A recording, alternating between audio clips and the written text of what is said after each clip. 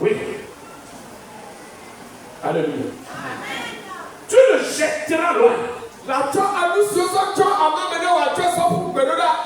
Que ça te fait mal, ça te fait mal. Et tu leur diras même que ta peau te fait mal, que rien ne te la touche, que tu préfères rester nu.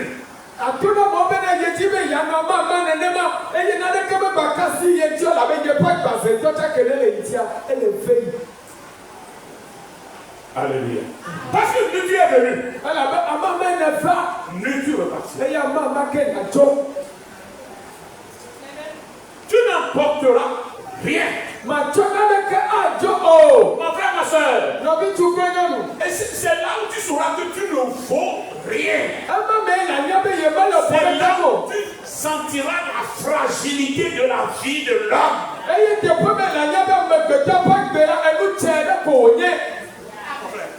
Et lisez un peu là. Et vous ne lisez pas Somme 49. Somme 49, vous ne lisez pas ça. Lisez Somme 49 à partir du verset 17.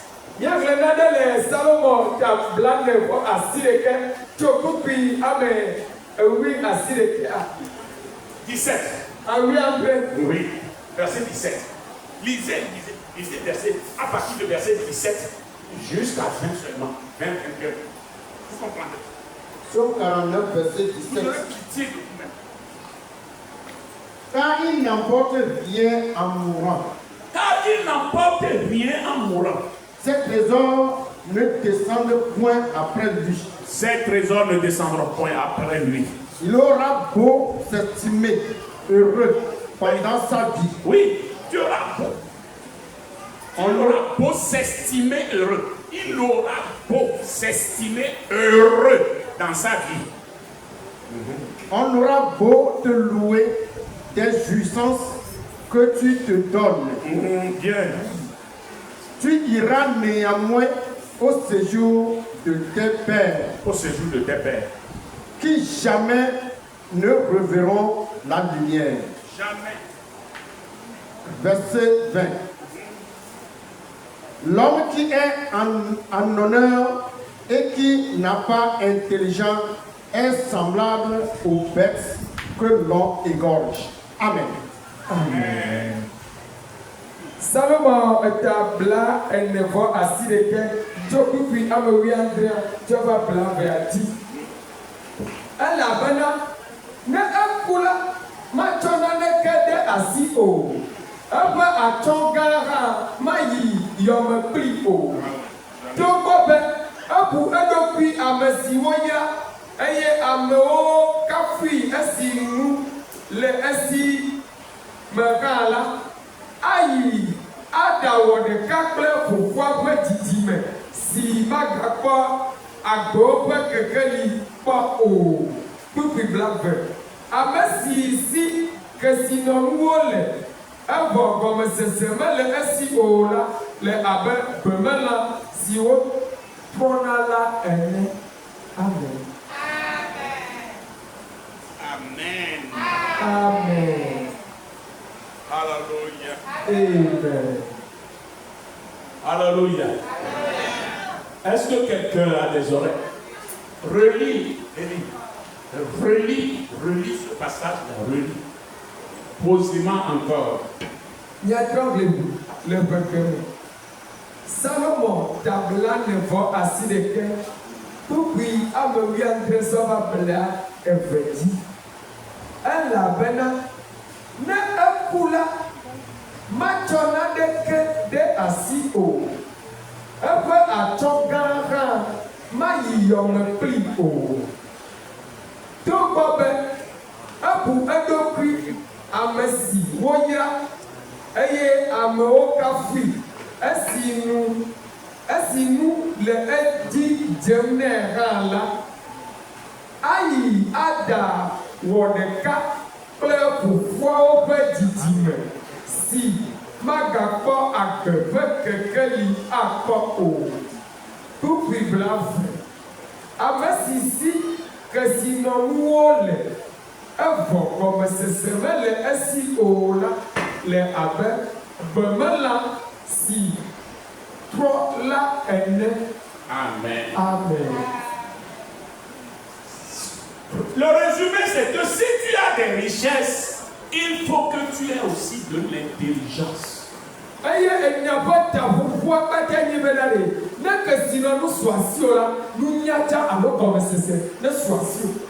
Pour savoir les gérer. Ne t'en vante pas. Parce que tu n'es rien. Qu'est-ce que tu as si tu ne l'as pas reçu?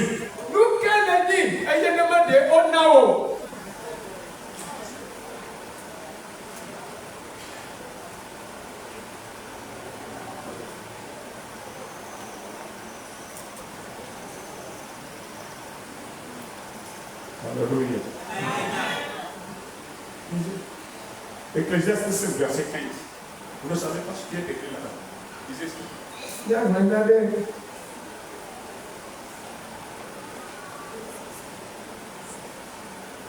Yagblɔla eta amatɔ depuis amewiatɔ. Ecclésiaste chapitre 5 verset 15. C'est encore là un mal grave. C'est encore là un mal grave. Il s'en va comme il était venu. Il s'en va comme il était venu. Et quel avantage lui revient-il d'avoir travaillé pour du pain? Amen. Quel avantage lui revient-il? Vie de quel mené? Quel avantage lui revient-il? Vie de quel mené aussi? Si tu as travaillé pour du pain.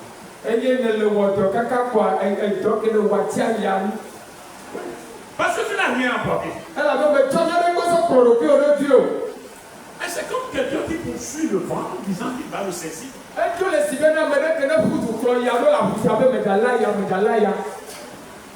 Alléluia. C'est la poursuite du vent, tu ne l'attraperas pas. Alléluia. Et c'est ainsi la vie.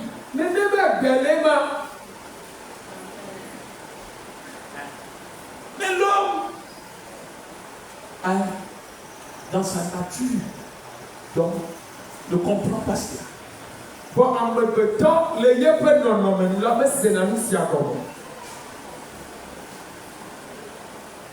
Non. Dans sa nature animale, ne comprend pas ça.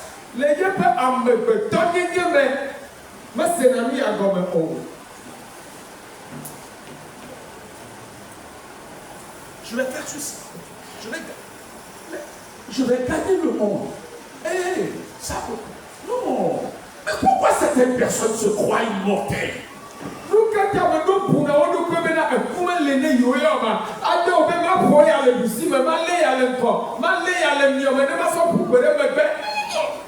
Non, mon frère, ma soeur.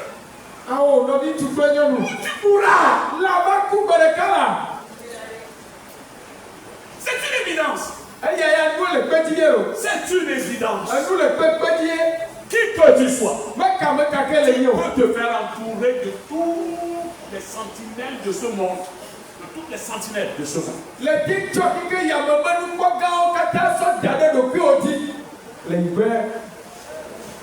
Tu peux en avoir devant, derrière, à gauche, à droite. Tu mourras.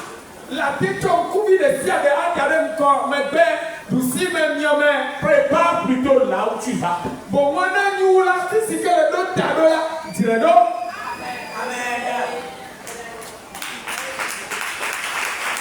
C'est pourquoi moi j'ai rencontré quelqu'un qui m'a dit que c'est lui le chemin.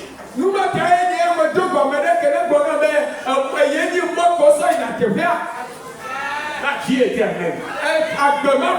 Je préfère lier amitié avec celui-là. Même si son adoration est une absurdité, je préfère le suivre pour rentrer dans cette absurdité-là.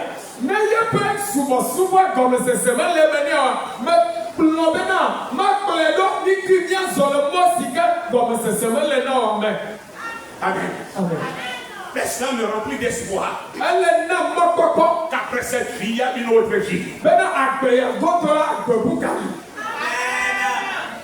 Alléluia.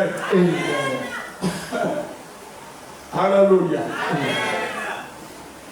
Je ne peux pas fonder ma vie sur des gens armés de ce côté qui n'arrivent même plus à être droits et mourir dans l'insolence. Ah non, moi, je ne peux pas. Et je préfère être. Et tout ce que j'ai porté là, c'est ça qui est. Oui, mon amour. Ainsi, quand il viendra, il me prendra comme ça et je partirai.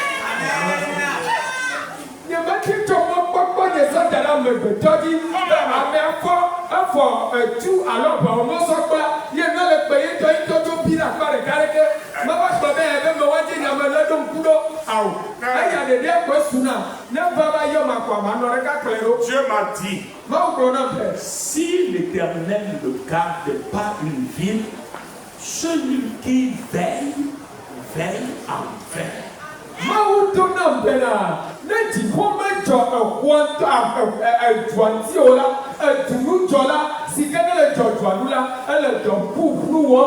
Amen. Alléluia. Vous n'emporterez rien.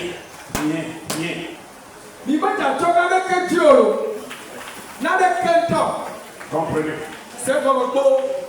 Comprenez. C'est comme plutôt aime ton prochain qui est à ton côté. Si c'est moi qui te devance, viens ce jour-là aider les gens à m'envoyer.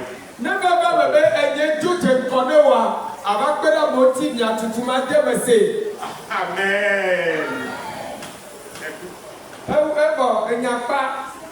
Alléluia. Alléluia. Comprenez que vous n'avez. Moi, ce que je sais, je ne suis pas venu dans ce monde accompagné d'une locomotive chargée des wagons et que mon Dieu m'a dit, si tu ne remplis pas ces wagons-là, ne viens pas au ciel. Non. Je suis venu nu et je sais que je repartirai nu. Je ne vais pas me gêner. Je ne vais pas me gêner. Advienne que pourra, si le Seigneur donne, je reçois et je le glorifie. Et son nom sera glorifié sur moi. Mais je m'abandonne comme ça dans la main de Dieu. Et qu'est-ce qu'il fait? C'est ça. Parce que je sais que je suis en partance. Moi, je sais que chaque jour qui finit, je fais un pas vers ma tombe. Je suis en partance. Je crois trop en ce Dieu miracle. Il passe de moi ce qu'il veut faire.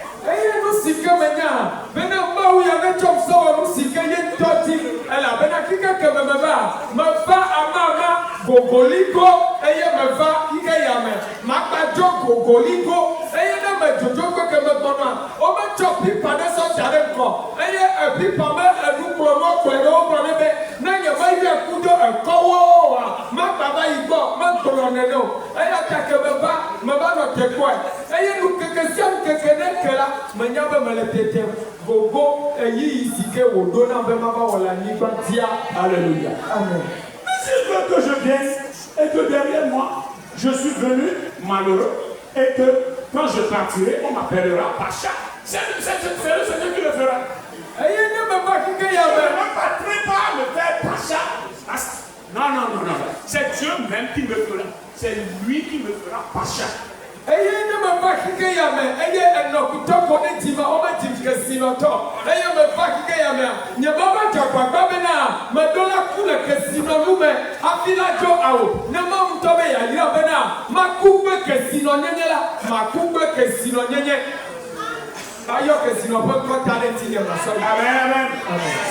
Amen. Appuyez-vous sur Dieu. C'est une source de grand gain. C'est une source de gain que la piété et le contentement.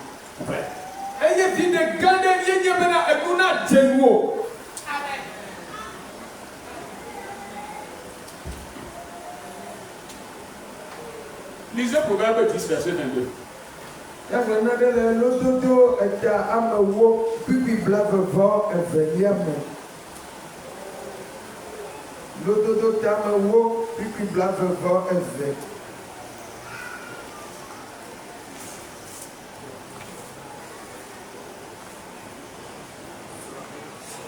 Proverbe chapitre 10, verset 22.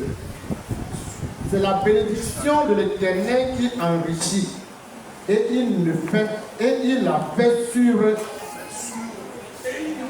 et il ne la fait sur d'aucun chagrin. Amen. Amen.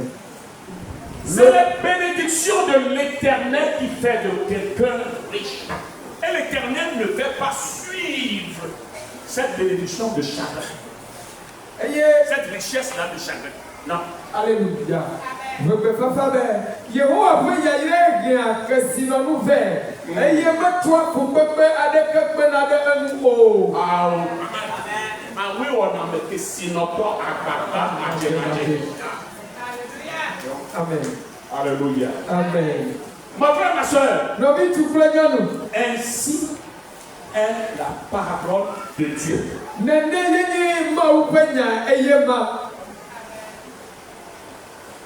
Quand il t'a envoyé, s'il t'a envoyé sur terre riche, tu vendras des feuilles d'arbres. Il te fera riche. Mais maintenant,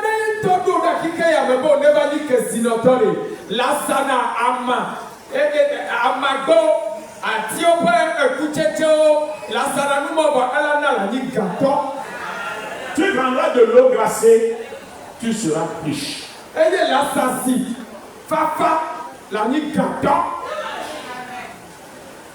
Alléluia. Amen. C'est l'Éternel qui le fait. C'est les bénédictions de l'Éternel qui font de quelqu'un riche, qui est enrichi. Et l'Éternel ne fait pas suivre cette richesse de chacun.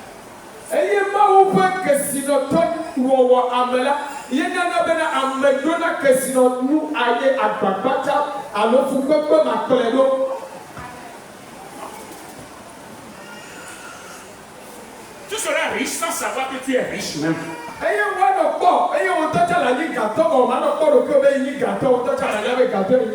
C'est-à-dire, tu n'auras aucun besoin, tu auras tout autour de toi et tu seras dedans parce que tu ne sauras même pas la valeur de la chose. Ça vient.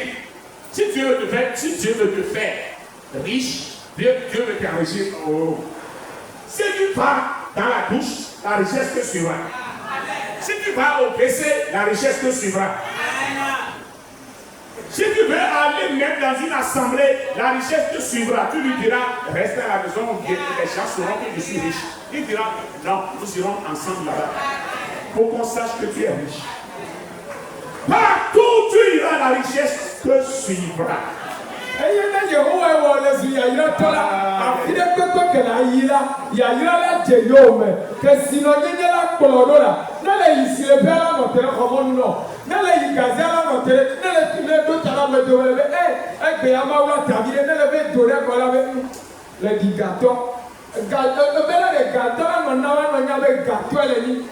Lorsque Dieu a étendu cette croix sur Job, partout Job, même quand Job veut arriver, si son chien arrive, les gens se lèvent au chien de Job avant que Job même n'arrive. Parce que Dieu lui a dit lui-même. Parce que sa célébrité, lui, dans le regard de son chien. Amen.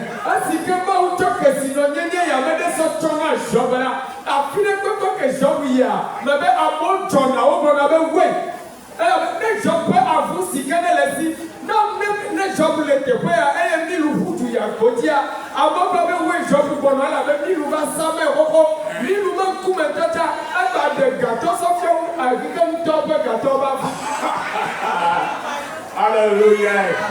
Parce que l'heure de l'Éternel a sonné. C'est ça. Alléluia. Mes frères et mes soeurs. Hey. Ce matin, on vous a exhorté dans Proverbe 23, verset 4. Non? Le Proverbe 23, verset 4 dit: ne te tourmente pas et ne te trouble pas, et ne reste pas sans sommeil en disant comment faire pour devenir riche. Et nous devons faire à 23. Blague et ton. Tout bien mené avec. Mekano kutri kumbe na ko ho. Non. Jujo wota medodo sia. Amen. La Bible t'a dit dans Psaume 127. Bible connaît le Salmo alors faire le cap là pour entrer bébé. Moi Dieu, je pourvois aux besoins de mes bien-aimés pendant qu'ils dorment. Ayi voilà, nous sommes gagnés yé pe amelolo pe nyanyala. Yé tu ne son nana o gakeme o la rondoma yé iso danade o pe dagbefo. Amen. Amen. Alléluia. Ne te trouble pas. Mekano go dame drum esia yi o. Alors ne laisse pas frapper d'insomnie à cause de la richesse. Ni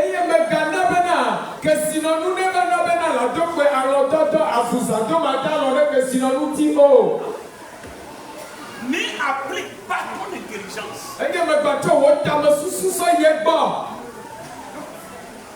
Alléluia. Ni applique pas ton intelligence.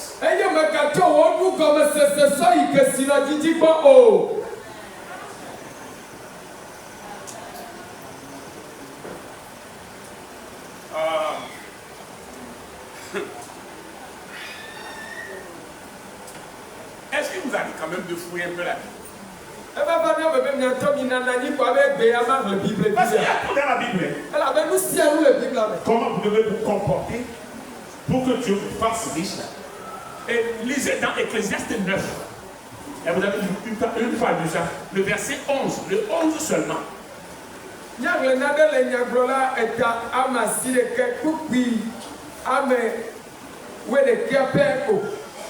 Ouais. Ecclésiaste chapitre 9, verset 11. J'ai encore vu sous le soleil que la course n'est point aux agiles, ni la guerre aux vaillants. Ni la guerre aux vaillants, ni bien. C'est-à-dire que la course n'est pas aux agiles. Et la guerre aux vaillants. Ni le pain aux sages, ni la richesse aux intelligents. Ni la richesse aux intelligents. Ni la faveur aux savants. Car tout dépend pour eux du temps et des circonstances. Car tout dépend pour eux du temps et des circonstances.